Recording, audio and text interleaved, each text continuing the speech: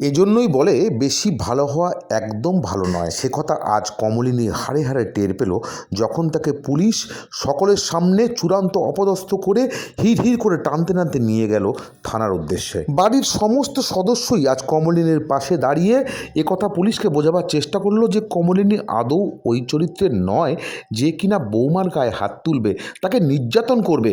কিন্তু পুলিশ তার নিজের সিদ্ধান্তে অনড়। হ্যাঁ, অভিযোগ এসেছে ওই বাড়িরই যে বৌমার তরফ থেকে, সুতরাং তাদের যে পদক্ষেপ নিতেই হবে। অতি তৎপর পুলিশ কারো কোনো যুক্তিই শুনতে চায় না, বরং তারা কমলিনীকে অতি দ্রুত থানায় নিয়ে যাওয়ার জন্য পিড়াপিড়ি করতে থাকে। ওদিকে স্বতন্ত্র বস্তু বাড়িতে নেই।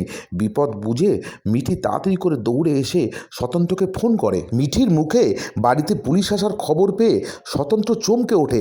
সে আর এক মুহূর্ত দেরি করে না এবং সে মিঠিকে বলে যে কোনো প্রকারে পুলিশকে আরেকটু ওয়েটিংয়ে রাখতে। সে যত দ্রুত সম্ভব বাড়ি ফিরে আসছে। এদিকে পুলিশের যেন আর তর্স হয় না।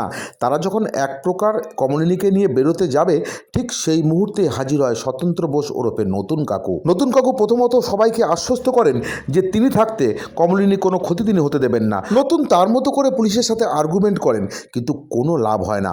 পুলিশ যে ভীষণই অ্যাডামেন্ট, তারা কমলিনীকে নিয়ে গিয়ে ইন্টারোগেট করবেই করবে। সম্বিত ফেরে বুবলাইয়ের সে হাত জোর করে ক্ষমা চেয়ে বলে এ সমস্ত কিছুর জন্য দায়ী একমাত্র সে নিজে। কিন্তু কমলিনী সে যে মা, সে যে ক্ষমার সাগর, তাই সে আজও বুবলাইকে জড়িয়ে ধরে আশ্বস্ত করে বলে তার ক্ষতি হয় হোক, কিন্তু সে তার সন্তান অর্থাৎ বুবলাইয়ের ক্ষতি কিছুতেই মানতে পারবে না। এরপরেই সবাইকে কাঁদিয়ে চোখের জলে ভাসিয়ে রেখে বাড়ি ছাড়লো কমলিনী। সবার দোষকে আড়াল করে ক্ষমা করে দেওয়ায় কি কাল হলো কমলিনী? এই জেল জেদটা কি তার কর্মফল?